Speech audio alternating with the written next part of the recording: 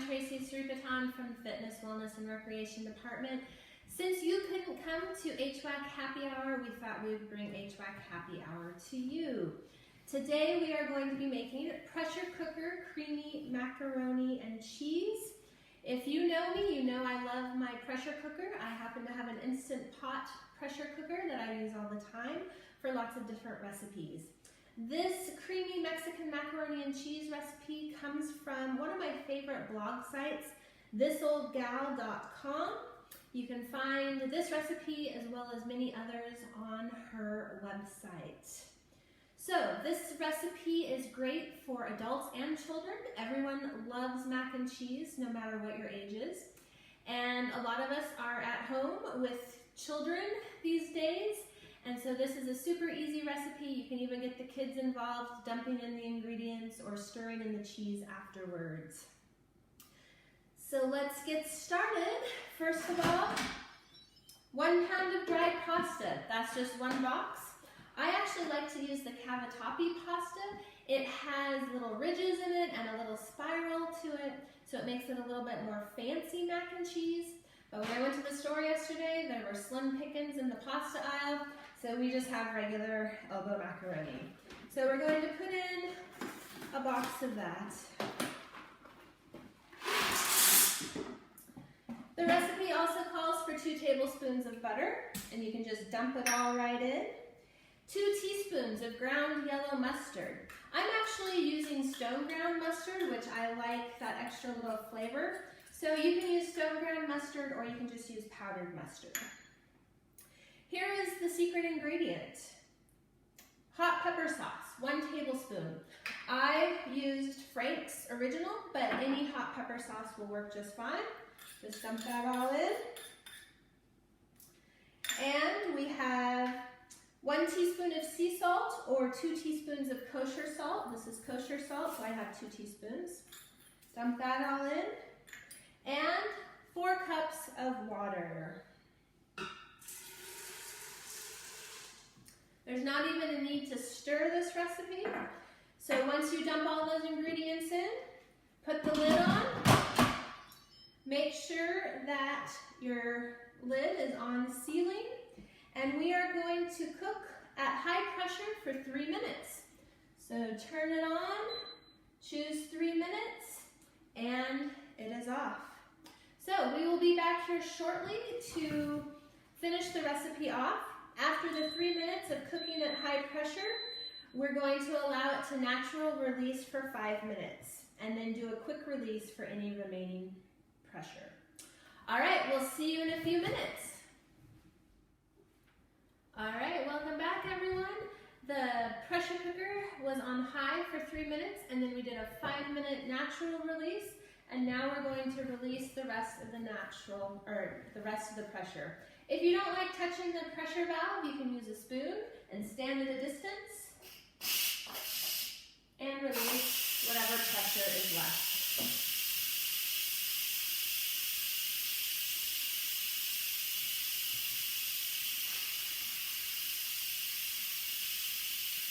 Still a lot of pressure left.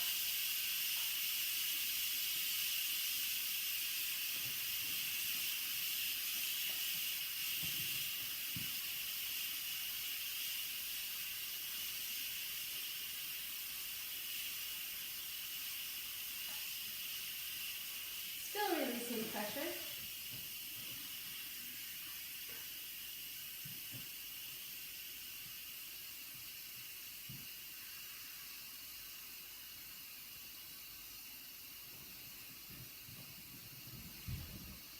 Once the pressure is released, you'll remove the lid and stir in your heavy cream or evaporated milk, 12 ounces.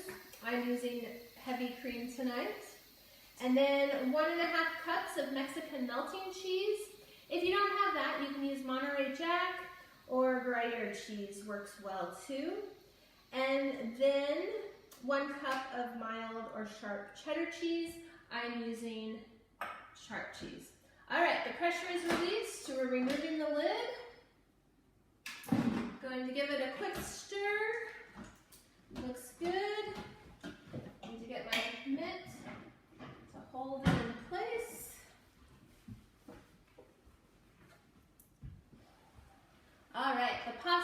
all broken up, we're going to add in the 12 ounces of heavy cream.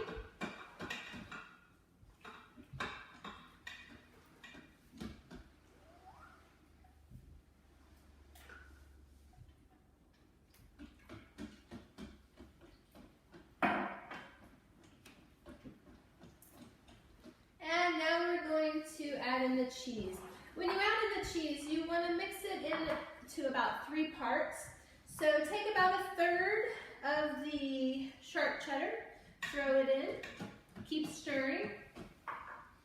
About 1/3 of the Mexican melting cheese or Monterey Jack.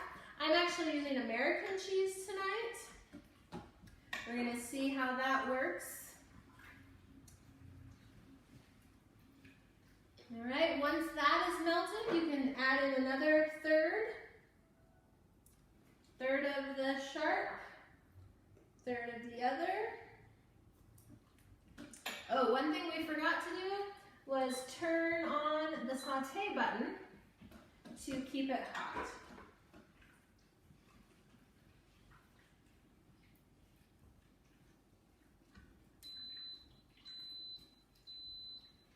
Once this cheese is melted, you can go ahead and add in the last of the cheese,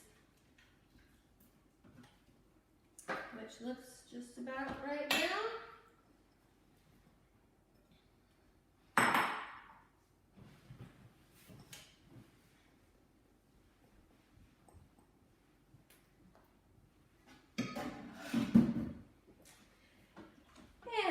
You're just going to keep stirring till all the cheese is melted, and when you get your desired thickness, turn it off and it is ready to serve. You can eat this macaroni and cheese right out of the pot, or you can toast some panko on a skillet and top your mac and cheese with that. This mac and cheese can be served as a main dish or as a side dish. Tonight we are serving it with grilled asparagus. So we're having grilled asparagus and mac and cheese for dinner.